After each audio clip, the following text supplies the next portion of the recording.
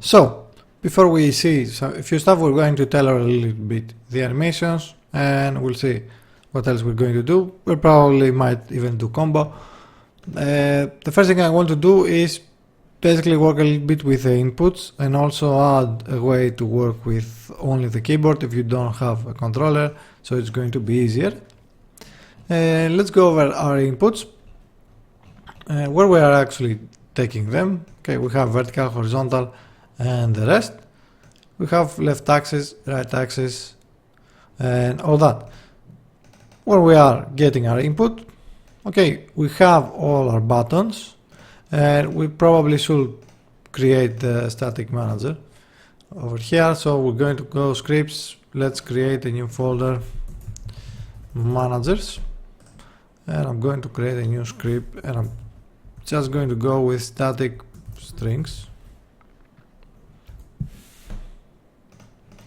Okay, we don't need any of this.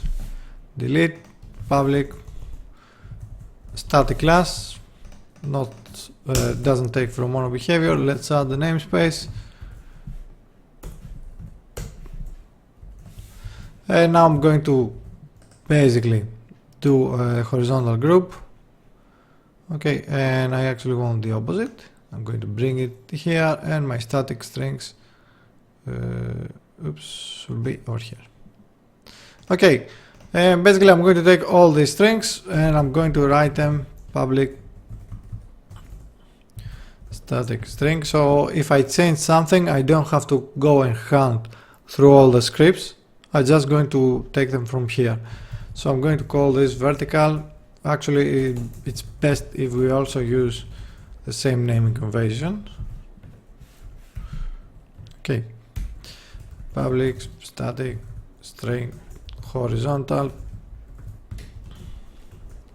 and the rest.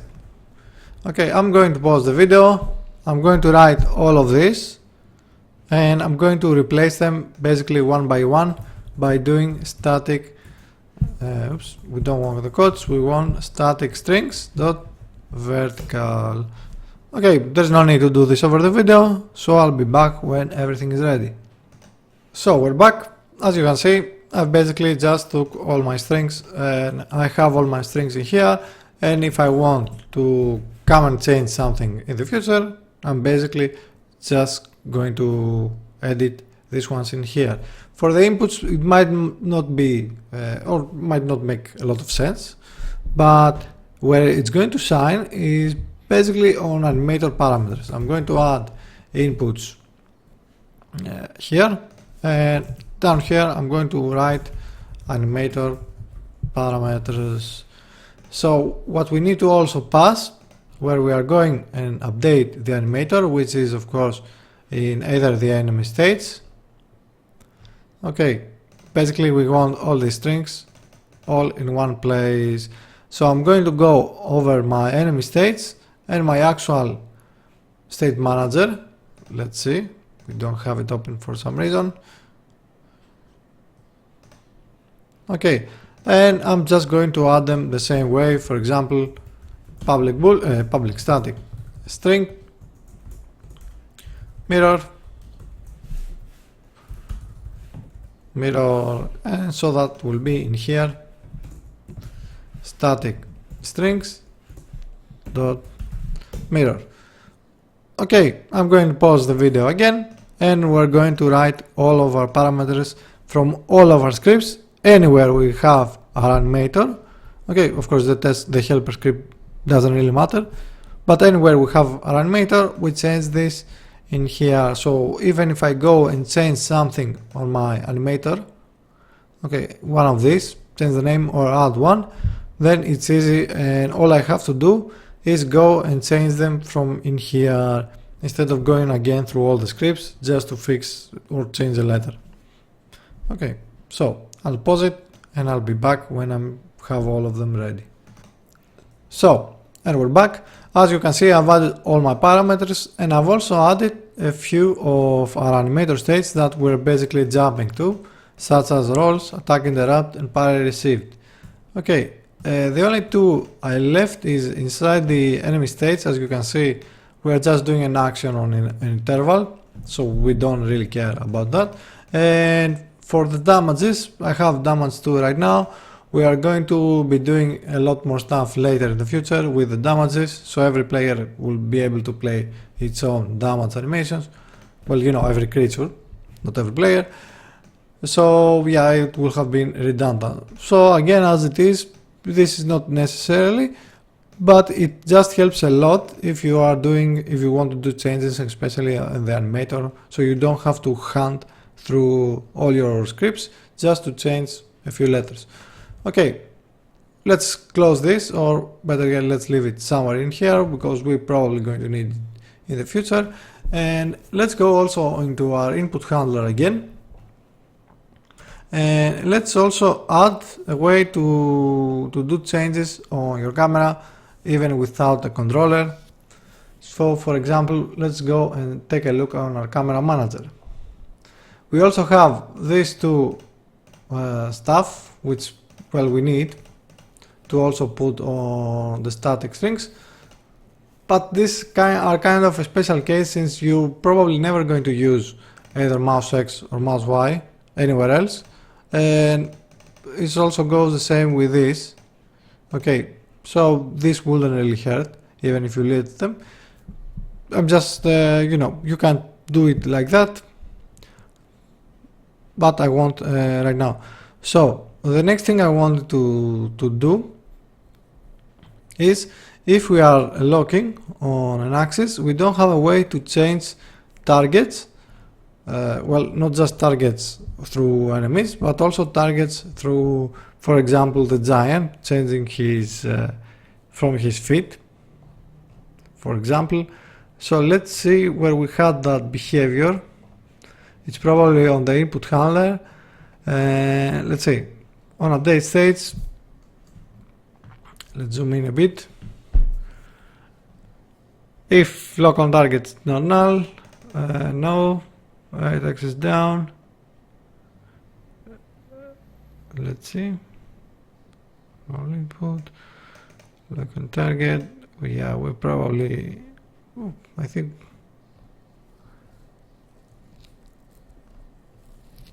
Maybe we removed it.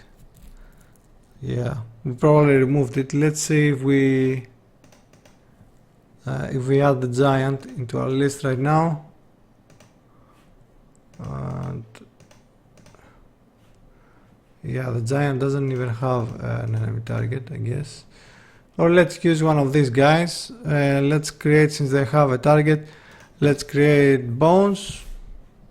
Maybe 5 is too much. Let's go with 3. All hips, left upper leg, right upper arm, anyway. Any of these will probably show. We are locked in.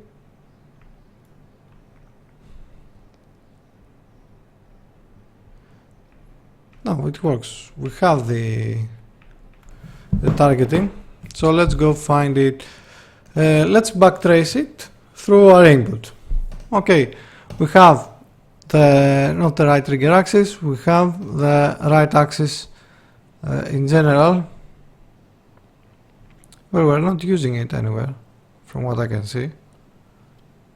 In here at least we're not probably using it. Is to handle lock on target, yeah. So that's probably leave us with the camera manager, which means when we are taking, we should be checking this. And here it is. If lock on target is not null, if lock on transform is null, go and get the target. Okay, and lock on transform, lock on target, get target if the CH is greater than 0. So that means this pass true or false. So if we take this, it already takes a boolean. We now need to create two new inputs. So let's go and do the on our input handler. Let's put them in here somewhere. Which this will only serve for, you know, for everything that has to do with, well, you know, since it only has to do with the camera, We're never going to use the next two inputs anywhere else. Let's put them in here, and I'm going to say change target left and change target right. Okay, these two things. When we are ticking, before we do all these checks, we can have simply say change target left will be input dot get key, and we can also create them as inputs in here. It's the same thing as buttons.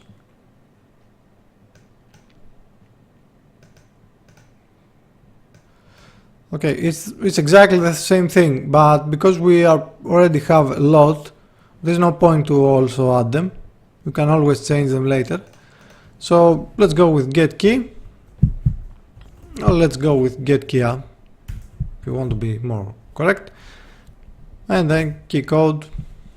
I'm just going to put them, let's call them with V and B. Obviously you can use your own there.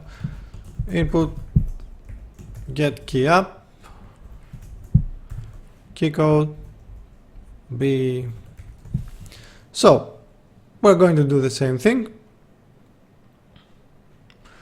and instead of checking if this is greater than 0.6, then we can also do if change target left or change target right. If either of these are true, then we're going to say, we're going to basically take all this, paste them in here, and we're going to say instead of get target, we can check one of these. And let's see, on the get target, we are saying if it's negative, so we are saying if it's left. Okay, that means if I get negative, it starts as false, so that means change target left. Okay, so to come in here, either this or this is going to be true. If change target left is false, then that means you came in here from change target right, so that means you're going to go right instead of left. Let's test this to see if it works. Let's try it on the giant though, so that you can see it a little bit easier. And we have enemy target. Let's add a few bones. We have hips, left upper leg, right something, right hand. Okay, on our controller, let's take the enemy giant and let's add him. I believe we have him on our state manager. Lock on target, enemy giant. Here we go. We have an error. Why that? Because we don't have an enemy stage on our enemy giant. So let's add an enemy stage. This is kind of a little bit messy. So instead of getting this giant, I'm going to delete this guy. I'm going to duplicate this guy and I'm going to scale him up. Okay. And now we can take this guy and put him over here. Hit play. Let's lock. We should also put a weapon for the lock. Okay, B, V, and B, and I can circle around his target areas. Of course, he's going to go far away. He's probably afraid of us. But yeah, with V and B, we can lock on and not. Let's also add one with the input, you know, the lock input for the keyboard. And basically we already have the input we want, which is the left axis, right axis down, and we are doing this in here. I have no idea why I have this as a L though. Anyway, this is really simple. We can do right axis down will be either if input get button up, or input dot, let's go with get key up. Again, you can also add it as a string as on your input, you know, with all the rest. Let's go with tab, although I think tab is a bad idea in the Unity editor, so I'm just going to go with T, because I don't know what else it might, because we are in the editor, there's always the issue we are going to touch something that we are not supposed to. Let's hit tab, no tab, let's hit T, and we are locking, and we are unlocked. Okay. It jumps a little bit because, well, you know, we have our Y pivot changes. And now the giant has fallen down. Okay, so there's that with our camera. Now, a few more other changes and fixes we're going to do. I've created 2 new animations. You'll find them in the resources folder, link in the description as always. And basically we have a new one when you're getting backstab. Obviously don't expect, you know, quality stuff. Okay, getting backstab and then getting parried. I know you're jealous of my ability to animate.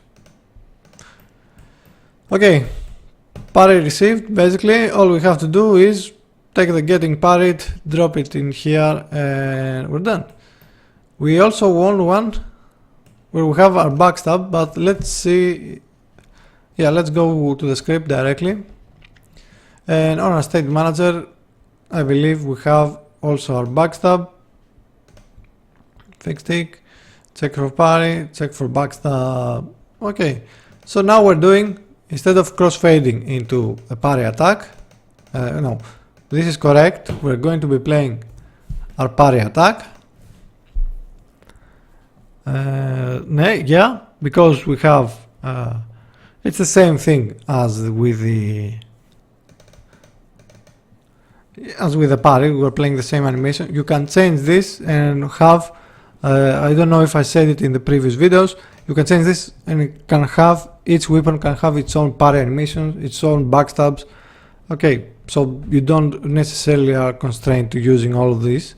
If you have more animations, then by all means use them.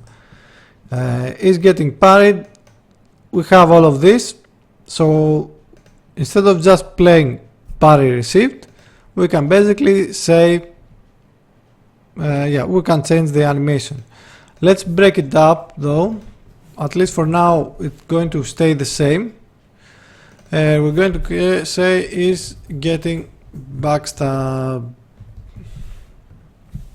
and we're going to go into our starting strings. You can go definition, and underneath this one in here you can say public static string, and let's call it backstabbed and backstabbed. Let's go back and say backstabbed in our animator now. No, before we go into our animator, on our state manager, instead of, okay, check for backstab, instead of is getting parried, we want to say is getting backstabbed. We should probably also change or find the proper distances. Okay, with instead of a parry offset, we might want to add something else. Or a better idea will be to have the parry offset right along with the action. So if you have different animations, not all of them will have the same offset. Okay, for different weapons and stuff like that. But that goes way down the line when you, well, you know, when you actually have, it's something to worry about when you actually have multiple animations. So we don't. We can just do it like this. Okay, we are working with very limited resources, as you can guess. And let's say the parry offset to backstab offset, and I think this is pretty much yeah, as it should be. Let's close this, hit clear. Let's try the backstab now. Oops, I don't want to. And we probably should, we forgot to add the animator. So on our animator, get him backstab, drop it in here, and you can make it go back on the empty override, but you probably can also leave it if, yeah, let's make it go back. And for any state animation that it ends basically with the guy down, flat on his face. This is very small. Oh yeah, we need to fix the speed. Okay, for anything that ends with the character down, we should probably first be transitioning into an animation that makes him get up.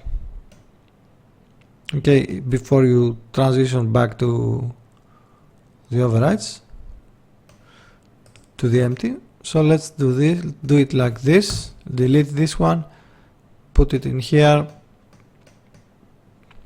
something like this. And same goes for getting backstab. Let's use the same get up. Let's rename this to face up. Getting backstab will be with his back on the ground though, so this is going to happen. Well, at least for now we shouldn't really care. Okay, when we have animations, we'll fix that as well. So let's put it in here, maybe something like that. Let's clear. Let's remove the giant. I don't really care for him, and it might bring a few problems. So let's also use our own pal in our enemies. We're also going to make an enemy manager so that we can change between them. So, oh yeah, we still have the name wrong. Instead of getting backstabbed, I think it's simply backstab. Let's check with our strings, static strings. Let's copy paste this and put it in here. It doesn't matter the animation name we have in here, all we care about is the animator state. Let's try it one more time.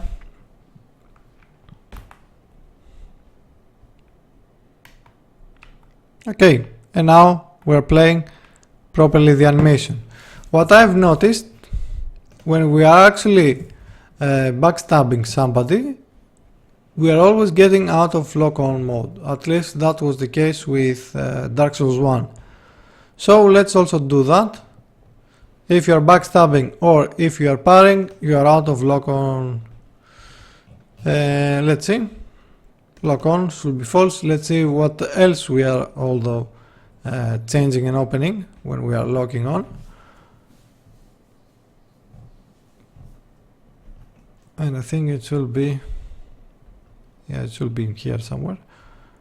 If red axis, lock on target, no. Let's do a lock on.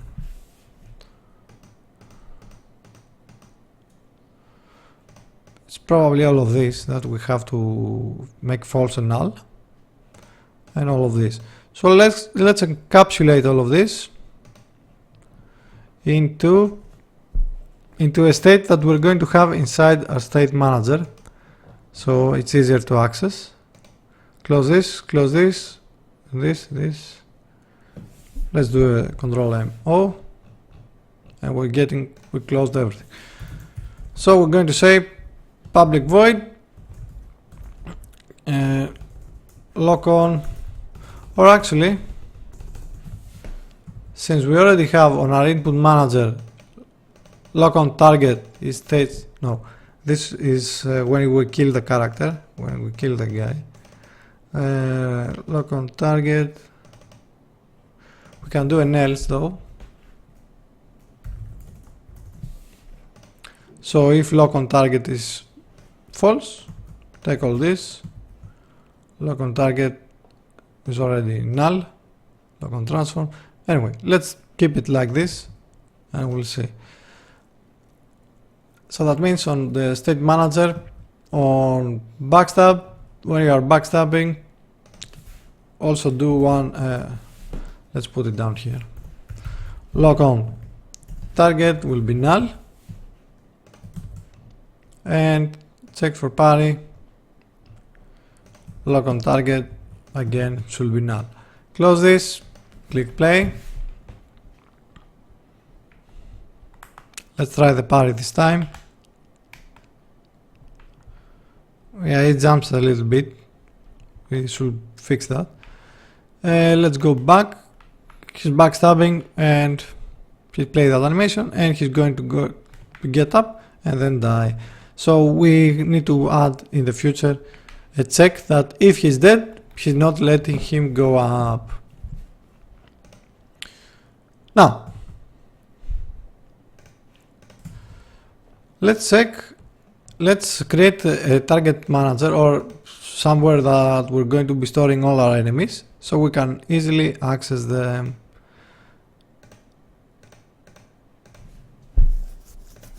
Let's create all the managers, let's create and let's call the enemy manager. Let's delete all this.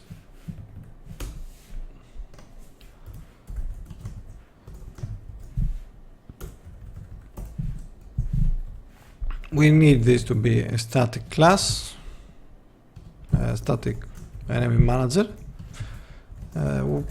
Singleton, void, awake. Singleton will be this. So let's do. We need a list of all our enemy targets. Come on, enemy target, enemy targets, and we can basically add dynamically enemy target positions and stuff like, or you know, new enemies and stuff like that. So that means we should also use enemy target get enemy. So when we are not locked in on somebody and we're using the enemy target, we need to return something from that list. So we're going to make it so that we get the closest enemy to us. That's very simple to do. Minimum distance will be, we'll start, well, you know, and then for each we also need the temporary, no, I think that will do, I guess. For enemy targets, would count, float, temporary distance from, we should also pass transform, or let's just pass a position from, and this will be vector3 dot distance from, and enemy targets I dot, you can get the actual transform or you can also get the get target, okay, which is going to return you at least something. We have a temporary distance, let's see, that will give us a transform. We want its position. So if minimum distance is, or actually if temporary distance is lower than the minimum distance will be your temporary distance. We also need a return value, enemy target, R will be null, which will also be returning, return null, the R, and in here the minimum distance is now going to be the temporary distance, and the return value is going to be your enemy target. Okay, pretty clear and very simple. So we also need now a way to populate this without drag and drop everything in here. That's easy to do. On our enemy target, when we initialize, we're going to say enemy manager dot singleton dot enemy targets dot add this. So when we initialize, the script goes and adds itself on the list of the enemy manager. On our input handler now, let's see, we missed him. Input handler, let's pin him. When we are pressing the inputs, right axis down, let's see all the references. Okay, and if it's true, states lock on will be the opposite of your states lock on. Which also means if lock on target is null, it just resets it to false. That's not what we want. We want states lock on, instead of adding this here, let's add it down here. If this is null, we're going to say states dot lock on. Or actually, even if it's not null, we can, yeah, let's do it like that. States.lockOn will be enemy manager .singleton .get enemy from our own transform position. Now, if states.lockOn is null, not is null, this is the boolean, we want lock on target. And this will be states dot lock on target is null,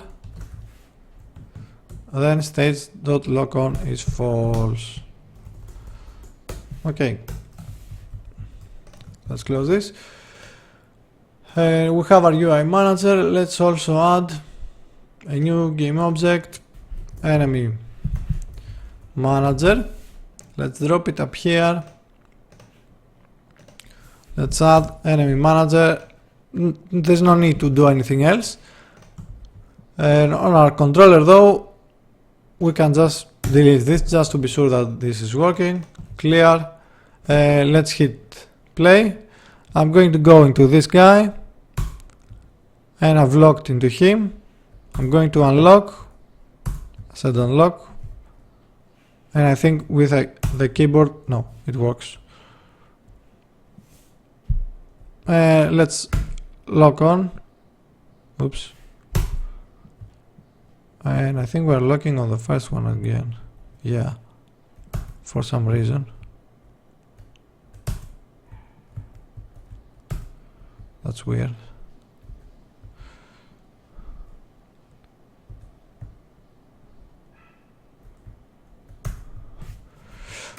So we wrote something wrong, I guess. First, let's see if both of them are in the enemy manager. And they are.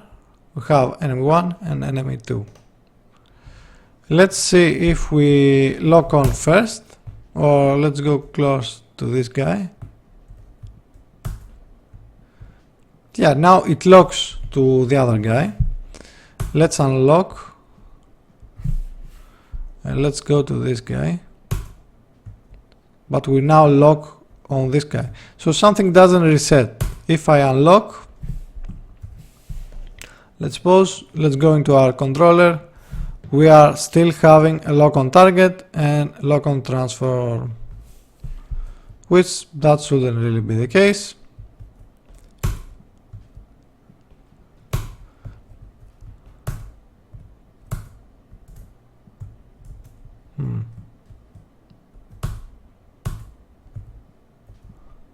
Oh, the lock on transform is the problem.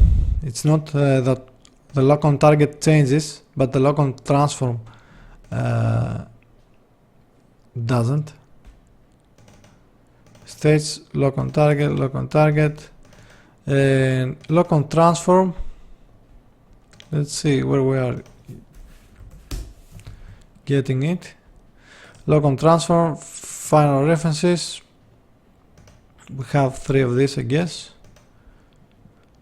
First one is here. Lock on transform.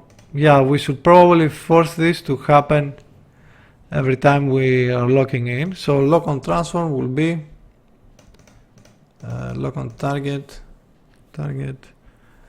Let's see.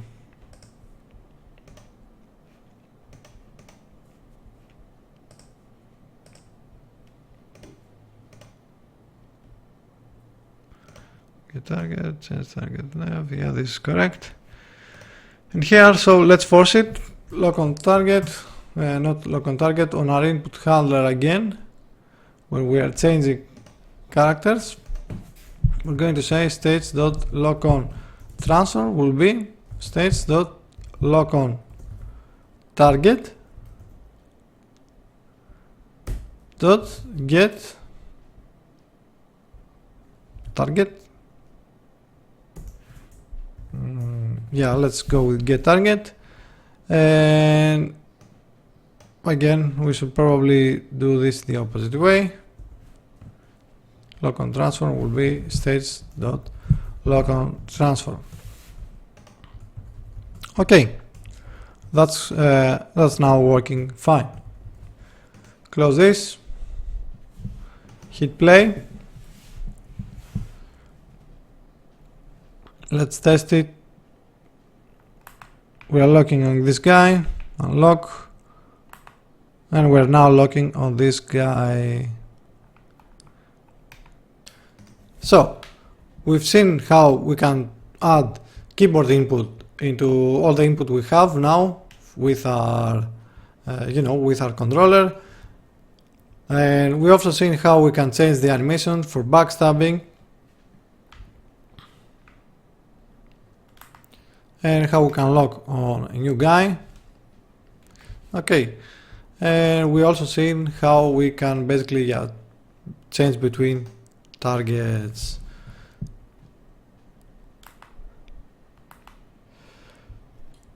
So yeah, we are over, I think we're over 40 minutes, so I think I'm going to just end it over here. We still have a lot to do, so there's no point into dragging this more, I believe. There's still a lot to cover and there's still a lot more parts. So on the next part we're going to hook all of this. We're going to start working with the stats for our character, and we're going to start working on a lot of cool more stuff. You know what to do. Like, subscribe if you like to see more, and if you like to see it earlier than when they go live on YouTube, then if you support me on Patreon, and depending also on your pledge, you also get additional rewards. But the major one, the first one, is that you'll be able to see all the videos much earlier than when they're going live. The other way you can support me is, of course, by grabbing a project or two from Gumroad, and with your support I can keep making all this nice stuff, all these nice projects, and scaling them up like they haven't been done before. So with this, I'll see you. Well, let's do a proper parry. With this, I'll see you next time.